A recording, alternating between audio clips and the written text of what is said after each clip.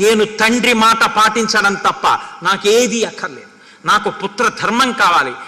కొడుకు తన మాట నిలబెట్టాడని నా తండ్రి సంతోషిస్తే నాకది యావత్ రాజ్యం కన్నా దేనికన్నా గొప్పది. నా తండ్రి సంతోషించని నాడు నేను ఎన్ని పొందినా నేను ఏడుస్తూ పొందుతాను. నాకు అక్కర్లేదా రాజ్యం, నాకు తండ్రి మాటే కావాలి, నాకు పుత్ర ధర్మమే కావాలి. ఇది రాముడంటే. రాముడంటే ధర్మం.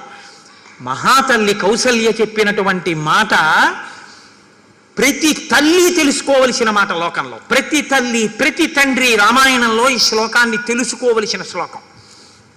పెద్దలు ఏమంటారో తెలుసా అండి ఈ శ్లోకం గురించి? కౌసల్య 14 ఏళ్ల కోసం రాముడికి కట్టించిన సద్దెన్నపు మూట అంటారు ఈ శ్లోకాన్ని. ఎందుకంటే అమ్మ పిల్లాడు ఏదైనా ఊరు వెళ్తున్నానంటే నాన్నగారు డబ్బిస్తాడు, అమ్మ అలా ఇవ్వదు. అమ్మ ఏం చేస్తుందంటే, నాన్న మధ్యాహ్నం ఆకలేస్తుంది తినే అని రొట్టిస్తుంది. ఎందుకైనా మంచిది, రాత్రి అక్కడ ఏమైనా దొరుకుతాయో దొరకవో 2 యాపిల్ పళ్ళు పడేసాను తినే అంటుంది. అమ్మ పోషణ చూస్తుంది. 14 ఏళ్ళు రాముడు ఇప్పుడున్నవాడు అలాగే ఉండాలంటే, రాముడు అరాముడు కావాలని ఏ మందర కోరుకుందో అలా రాముడు అరాముడు కాకుండా ఉండాలంటే, రాముడు లోకాభిరాముడుగా తిరిగి రావాలంటే, జగద్వందితుడైనటువంటి రాముడిగా కీర్తి శోభిల్లాలంటే, రామ నేను నీకు చెప్తున్నాను గుర్తుపెట్టుకో, యం పాలయసి ధర్మంత్వం ధృత్యాచ నియమేన చ సవై రాఘవశార్దూల ధర్మస్వాం అభిరక్షతు. ఏ ధర్మాన్ని రామా నువ్వు ఇప్పుడు పట్టుకున్నావో, ఏ ధర్మాన్ని నమ్మావో, ఏ ధర్మం కన్నా లోపల కోరుకున్న భోగాలు కూడా గొప్పవి కావని ధర్మాన్ని నువ్వు అనుష్ఠిస్తున్నావో ఆ ధర్మాన్ని అలాగే పట్టుకునుండు రామ, అది నిన్ను అభిరక్షతు, నిన్ను రక్షించి తీరుతుంది.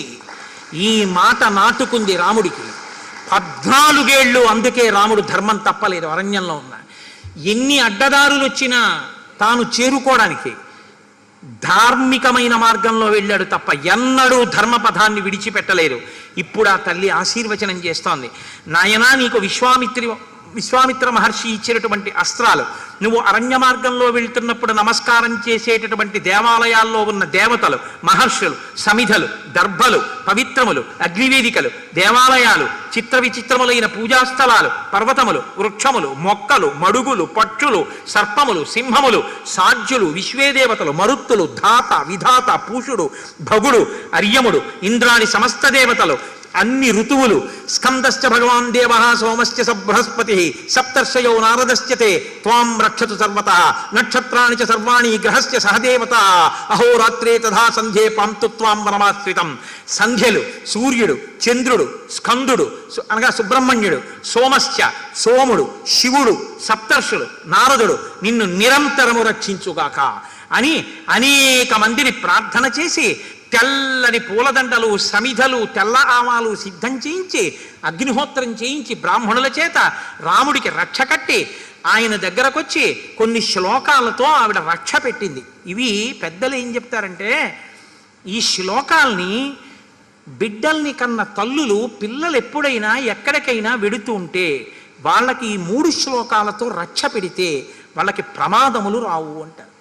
పిల్లలు వృద్ధిలోకి రావాల్సి వచ్చినా, అంటే రావాలని మనం నిజంగా కోరుకున్న వాళ్ళం అయితే, తల్లి అలా కోరుకోకపోవడం ఏంటి, తల్లి కోరుకు తీరుతుంది. కాబట్టి తల్లిదండ్రులు, ప్రత్యేకించి తల్లి ఏ పిల్లవాడినైనా పిల్లనైనా ఈ 3 మంత్రాలతోటి 3 శ్లోకాలతోటి రక్ష పెట్టాలి అని చెప్తారు పెద్దలు. శ్రీరామాయణంలో వాల్మీకి మహర్షి జాతికి ఇచ్చిన కానుకల్లో ఈ 3 శ్లోకాలు ఒకటి. యన్మంగళం సహస్రాక్షే సర్వదేవ నమస్కృతే వృత్రరాసే సమభవత్తత్తే భవతు మంగళం. వృత్రాసురుడిని సంహారం చేసినప్పుడు ఇంద్రుడికి అదితి ఎటువంటి రక్ష పెట్టిందో అటువంటి మంగళము నీకు కలుగుగాక. యన్మంగళం సుపర్ణస్య వినతా కల్పయత్పురా అమృతం ప్రార్థయానస్య తత్తే భవతు మంగళం. అమృతపాత్రని తీసుకురావడం కోసమని గరుత్మంతుడు బయలుదేరుతున్నప్పుడు వినత ఆయనకి ఎటువంటి మంగళాన్ని కల్పించిందో అటువంటి మంగళము నీకు కల్పింపబడుగాక. అమృతోత్పాదనే దైత్యాన్ ఘ్నతో వజ్రధరస్యయత్ అదితిర్మంగళం ప్రాదాత్ తత్తే భవతు మంగళం. అమృతోత్పాదన కాలమునందు దేవేంద్రుడికి దేవతలందరూ ఎటువంటి మంగళమును కల్పించారో అటువంటి మంగళము నీకు కల్పింపబడుగాక. 3 విక్రమాన్ ప్రక్రమతో విష్ణోరమిత తేజస యదాసీన్ మంగళం రామ తత్తే భవతు మంగళం. రామ, 3 లోకములను కూడా ఆ రోజు బలిచక్రవర్తి దగ్గర 3 అడుగుల రూపంలో దానం పుచ్చుకున్నప్పుడు, శ్రీ మహావిష్ణువు కొలుస్తున్నప్పుడు, త్రివిక్రమావతారంతో పెరిగిపోయినప్పుడు లోకమంతా ఆయనకి ఎటువంటి మంగళం చేసిందో అటువంటి మంగళము నీకు కల్పింపబడుగాక.